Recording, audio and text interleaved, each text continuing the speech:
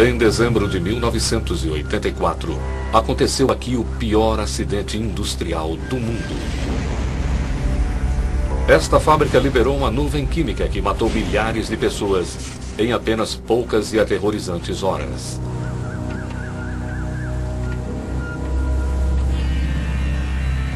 O acidente se deu devido a uma reação química que aconteceu neste tanque. Uma reação que levou a uma das maiores tragédias da história provocadas pelo homem. O que aconteceu aqui foram segundos que chocaram o mundo todo. Tragédias não acontecem simplesmente. Elas são o resultado de uma sequência de fatos, juntamente aprisionados no tempo. A ciência por trás do que deu errado está escondida nestes últimos segundos. Últimos segundos. Gás da morte. Versão brasileira Centauro. A cidade de Bhopal fica à beira de um grande lago, quase exatamente no centro da Índia.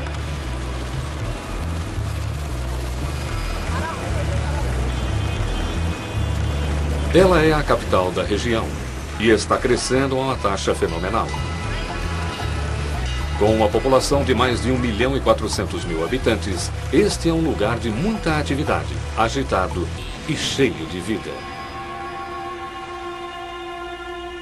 Mas no dia 3 de dezembro de 1984, Bhopal foi o cenário de uma catástrofe em uma escala sem precedentes, na qual pelo menos 3.000 pessoas morreram asfixiadas em uma nuvem de gás.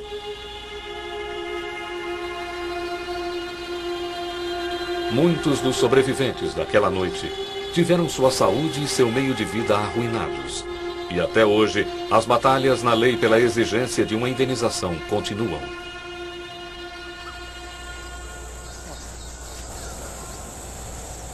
O gás assassino é chamado de metil-isocianato, ou MIC. E veio desta fábrica, construída nos limites da cidade. Ela está fechada há mais de 16 anos, conservada pelo governo da Índia, enquanto este investiga a causa da tragédia.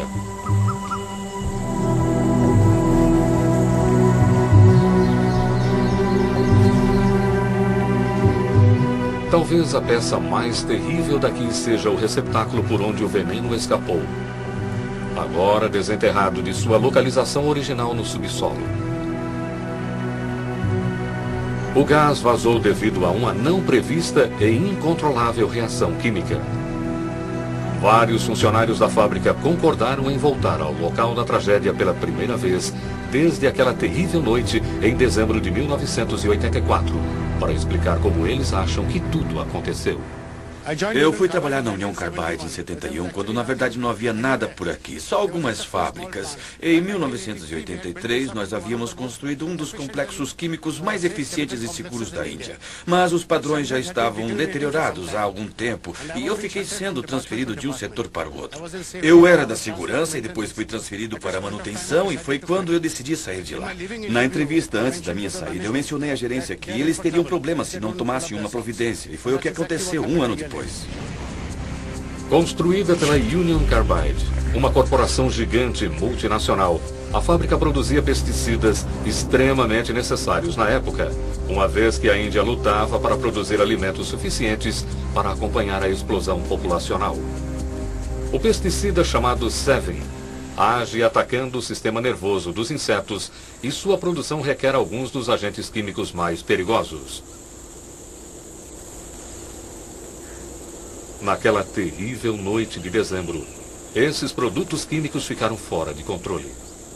A primeira pessoa a perceber que havia alguma coisa errada, alguma coisa que iria levar ao maior acidente químico da história, foi um técnico chamado VN5. Esta era a nossa sala de controle, mas ela era bem diferente naquela época, quando tudo aqui ainda era novo. Eu examinei o medidor de pressão e então eu percebi que ele estava fora de escala.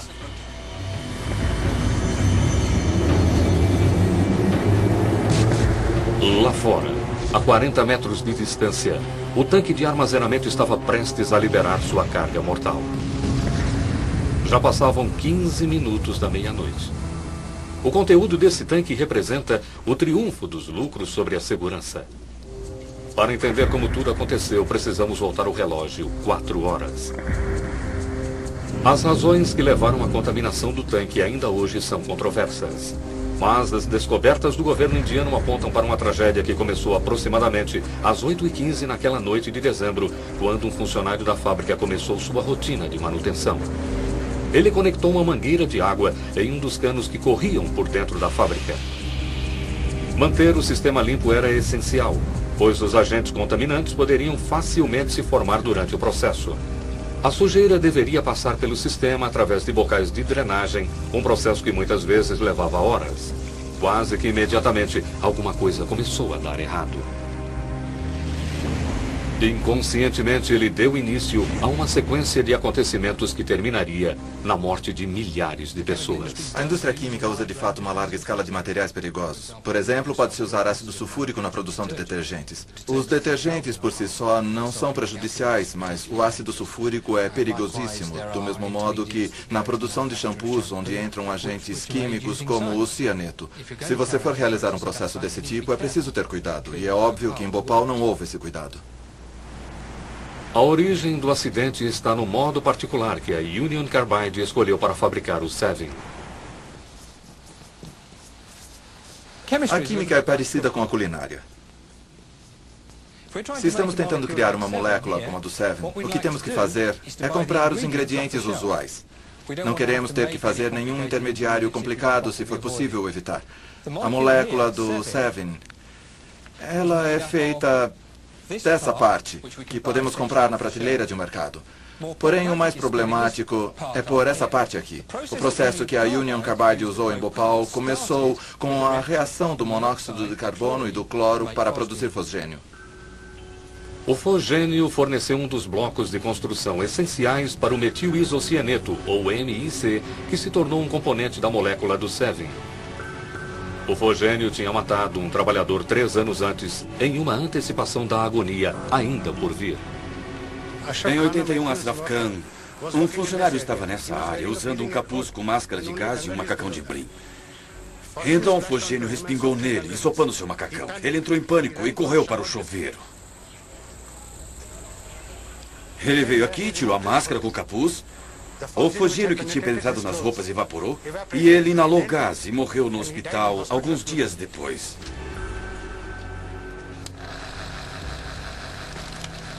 O fosgênio se tornou um vilão quando foi usado em operações de guerra e sua fama piorou ainda mais durante a Primeira Guerra Mundial. Ele é relativamente insolúvel em água e, quando é liberado, cria uma nuvem branca que fica perto do sol e solta aquele cheiro de grama recém-cortada. Pelo fato de ser insolúvel, se você respirá-lo, ele não vai ser absorvido no final do seu canal respiratório superior, mas vai alcançar as partes mais distantes e profundas do pulmão. Esta é uma foto daquelas partes profundas do pulmão que eu mencionei. São estas membranas que o fosgênio danifica. Se você aspirar o fosgênio, estas membranas serão destruídas e o sangue vai inundar os seus pulmões. Resumindo, você vai se afogar em seu próprio sangue. Sendo o fosgênio tão letal, a fábrica só armazenava o suficiente para um dia de produção. Dessa maneira, mesmo se o gás vazasse, a escala de problemas seria mínima. Mas o fosgênio, apesar de tão perigoso, era só um dos ingredientes do agente químico que mataria milhares de pessoas. O próximo passo no processo é pôr este grupo junto. É possível fazer isso de várias maneiras. Dá para adicionar este pedacinho, depois este outro aqui. Mas a Union Carbide escolheu fazer de uma só vez, em uma única reação. Agora, está mais barato e potencialmente mais limpo. Portanto, com mais vantagens. A desvantagem é que o agente químico que precisamos para produzir isso é metilisocianeto, um agente extremamente perigoso. Em contraste ao fosgênio, o MIC foi armazenado em 3 grandes tanques, originalmente enterrados em um abrigo subterrâneo de concreto nos limites da fábrica. Com 12 metros de comprimento e 2,5 metros de diâmetro, cada tanque era capaz de conter 42 toneladas de uma química potencialmente letal.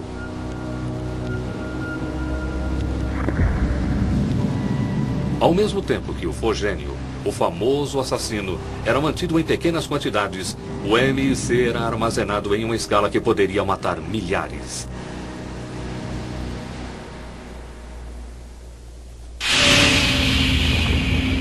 8h45. Os canos que estavam sendo lavados começaram a ficar entupidos com a sujeira que estava vindo com a água. Os bocais ficaram bloqueados e a água começou a voltar, fluindo para um dos principais sistemas de tubos que passava por dentro da fábrica. O MIC é um gás de fácil manejo. Ele reage para produzir moléculas especiais que provavelmente não poderíamos alcançar facilmente por outra química. Sendo assim de grande utilidade ao químico, que consegue construir coisas que de outra maneira seria impossível. Ele também é reativo, o que significa que as coisas acontecem depressa. Não é preciso períodos muito longos de reação, e a tendência é obter talvez uma química mais limpa, com menos perda de produtos. Porém, a reatividade é um problema. Isso significa que vai reagir com qualquer coisa que ele venha a entrar em contato. Água, por exemplo, ou pior ainda, pessoas. Manter o MIC longe da água é essencial, porque se os dois líquidos se misturarem, qualquer pessoa que estiver por perto estará em perigo. O MIC é um gás altamente irritante. Ele tem duas propriedades físicas importantes que o tornam particularmente ofensivo. A primeira é que ele é muito solúvel em água. E a segunda é que ele evapora ou ferve a temperaturas quase exatamente iguais às do corpo humano. E isso significa que se alguém inalar baixas concentrações do MIC, ele vai afetar primeiro as partes do corpo que estão molhadas. As que vão absorver o MIC são os olhos, a boca, a garganta e as vias respiratórias superiores. Em concentrações altas, ele vai descer para a parte dos pulmões da pessoa, onde o oxigênio é transferido para a corrente sanguínea. Os efeitos do MIC são muito parecidos com o efeito do fogênio. Se estas partes dos pulmões forem danificadas, então o sangue vai passar da corrente sanguínea para dentro dos pulmões e a pessoa vai morrer de um tipo de afogamento interno. À medida que a água fluía pelos canos, o tempo ia se esgotando. O tanque deveria ter sido protegido de contaminações. Mas um catálogo de falhas estava prestes a ter as mais terríveis consequências para os moradores de Bhopal.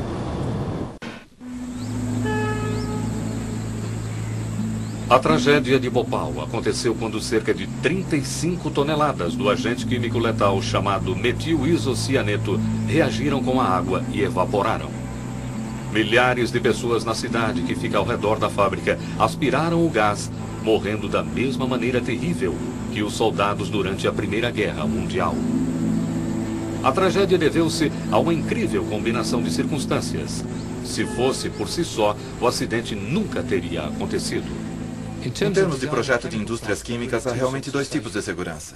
Em primeiro lugar, projetar a indústria para ser segura. E em segundo, operá-la de uma maneira segura. Em Bhopal houve problemas nesses dois pontos. Faltavam 3 horas para a catástrofe acontecer.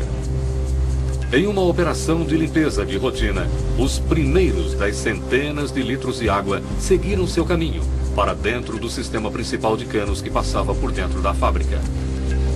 A água nunca poderia ter ido tão longe, mas o primeiro erro já havia sido cometido. Existia um procedimento de segurança para isolar as seções de canos antes deles serem limpos. Um simples disco de metal, chamado anteparo, é inserido na junção dos canos, e os parafusos são fortemente apertados até que se consiga um selo impenetrável. Incrivelmente, este procedimento quase sempre era ignorado em Bhopal. A instalação de um anteparo como este leva umas 2 horas, e é preciso usar uma roupa protetora, porque quando a pessoa afrouxa os parafusos dessas junções, existe a possibilidade de os agentes químicos espirrarem nela. Se um desses disquinhos de aço tivesse sido inserido dentro do processo de canos, este acidente possivelmente não teria acontecido. Por volta das 9h30, a água já estava correndo livremente pelas centenas de metros de canos que separavam a fábrica principal da área de armazenamento do MIC e de seu conteúdo mortal. A tragédia ainda poderia ter sido evitada, mas só se os medidores da sala de controle da fábrica fossem confiáveis. Quando esta fábrica foi projetada, os seus equipamentos eram provavelmente os melhores de toda a Índia. O passar dos anos e a falta de manutenção contribuíram para que os instrumentos apresentassem falhas de leitura de tempos em tempos, o que provavelmente fez com que os operadores e os funcionários não levassem a leitura muito a sério. O MIC é mantido sob pressão com um gás inerte para evitar que qualquer coisa entre no tanque. Mas por 6 semanas, o medidor de pressão tinha lido 0. Era de se supor que aquele medidor estivesse com defeito. Na verdade, a válvula que conectava o tanque aos principais sistemas de canos da fábrica estava com vazamento. Se o gás saísse, a água poderia entrar.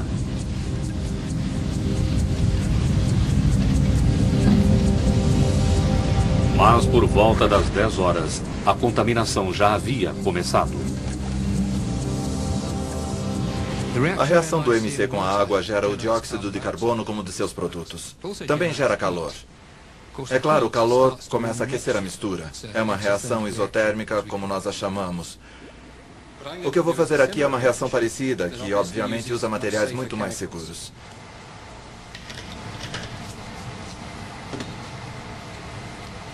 Este material vai agir como o MC agiu.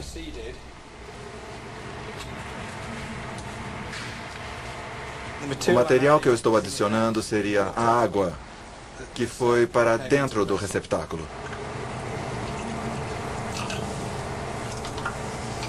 Temos este resultado. E como podem ver, começam a se formar bolhas de gás. A água é mais densa que o MIC, então ela vai para o fundo do receptáculo. A primeira parte da reação acontece quando as duas camadas de líquido se encontram. Isso está com a mesma aparência da interface do MC. Estamos gerando bolhas nas botas entre as camadas dos dois líquidos. Mas a chave de tudo é o calor. Ele aquece a mistura da reação, a temperatura sobe. Quando a temperatura sobe, a reação acelera. Isso gera um aquecimento ainda mais rápido. É o que chamamos de fuga. Mesmo com água no tanque, teria sido possível controlar a situação.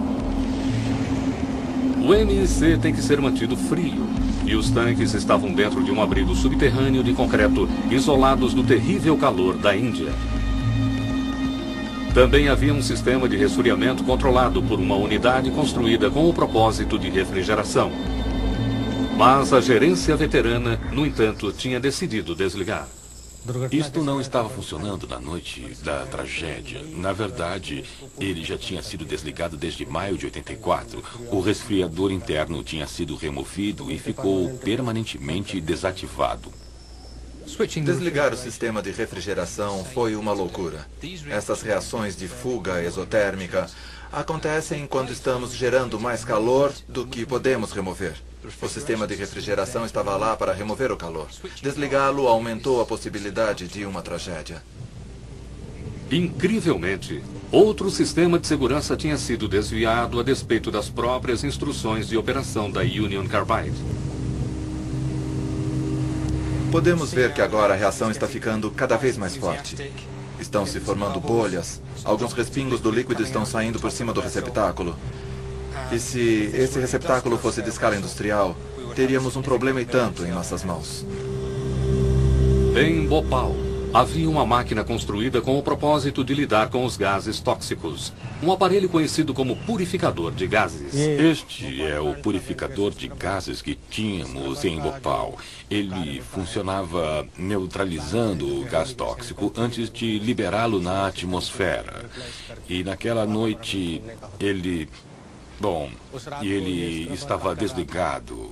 Ele havia sido desligado para manutenção. Mesmo se este equipamento essencial estivesse ligado, seria pequeno demais para conter a quantidade de MIC que agora estava fora de controle.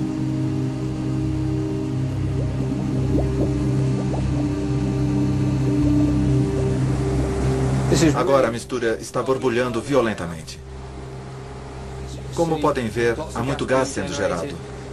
E é claro, em Bhopal, tudo isso estava acontecendo em uma escala centenas de vezes maior. Não havia absolutamente nada que pudesse ser feito para diminuir a velocidade. O calor está sendo gerado tão depressa que em uma escala industrial não poderíamos removê-lo depressa o bastante para deter a reação. Este é o pior pesadelo para um operador de uma indústria química. É uma tragédia. VN Singh estava trabalhando na indústria aquela noite e era dever dele verificar a área onde a limpeza do cano tinha começado umas 4 horas antes. Nessa hora, à meia-noite, a água começou a fluir mais uma vez dos bocais de drenagem, mas ele notou que tinha alguma coisa errada. A tragédia estava prestes a acontecer. Quando eu cheguei aqui, eu vi água saindo dos orifícios, mas os meus olhos começaram a doer muito. Isso era muito comum na fábrica, mas esse dia estava muito pior. Então, foi quando eu corri para a sala de controle.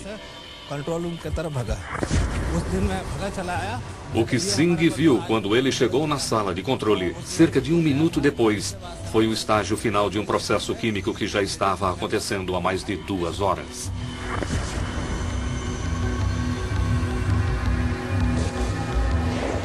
A um nível molecular, as coisas estão acontecendo extremamente rápido. À medida que o sistema aquece, começa uma segunda reação, a trimerização, uma reação entre as moléculas do metil-isocianato que formam uma molécula estável e geram mais calor. A energia é liberada à medida que cada vínculo é feito. Agora, as moléculas de N e C estavam prontas para reagir com elas mesmas. Todas as 42 toneladas de material estavam livres para gerar calor quase que simultaneamente. A reação está ficando muito violenta no momento. Os materiais estão começando a sair da parte de cima. Uma grande quantidade de gás está sendo gerada e as bolhas do líquido estão saindo. Com o equipamento que eles tinham em Bhopal, não havia absolutamente nada que pudesse ser feito para salvar as pessoas. Então eu saí correndo para o tanque E610 e, mesmo ele estando no subterrâneo, dava para ouvir um barulho terrível e o concreto começou a trepidar e a rachar. O tanque estava agora em sério perigo de explodir. Mas ele aguentou. Em vez disso, a válvula de alívio de pressão explodiu e o gás estava a caminho da fatalidade. Ele viajou pela estrutura principal da fábrica, através do já inútil purificador de gases e depois saiu. O gás foi carregado por um vento sudeste para fora da fábrica, mas em direção à cidade adormecida de Bhopal.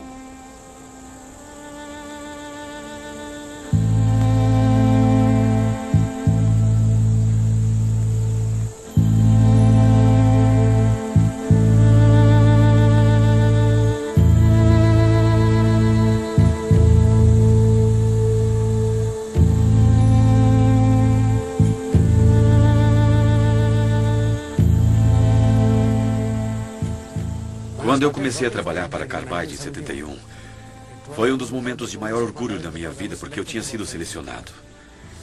Mas depois da tragédia, eu me sinto envergonhado, que um dia eu me associei a uma companhia que não fez jus ao seu nome e reputação na Índia. A Union Carbide se recusou a dar entrevistas para este programa. Eles afirmam que a tragédia foi um ato de sabotagem. Até agora ninguém foi processado. Estima-se que mais de 20 mil pessoas tenham morrido em decorrência do acidente. A época das ocorrências apresentadas neste filme são aproximadas e baseadas em múltiplas investigações. As exatas ocorrências ainda são controversas.